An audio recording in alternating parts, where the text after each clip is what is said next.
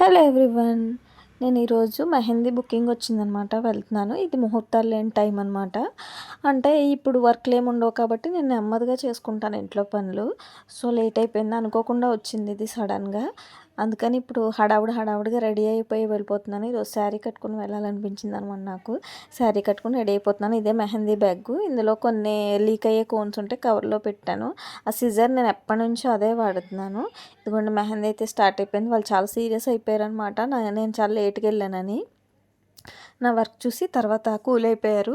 ఆ అమ్మాయి ఇలాంటి డిజైన్స్, ఈ పాదాలు, బాయ్ గర్ల్ ఇలాంటివి కొన్ని పర్టికులర్ డిజైన్స్ చెప్పింది. మిగతావి మీకు నచ్చినట్టుగా పెట్టండి అక్క అని చెప్పింది.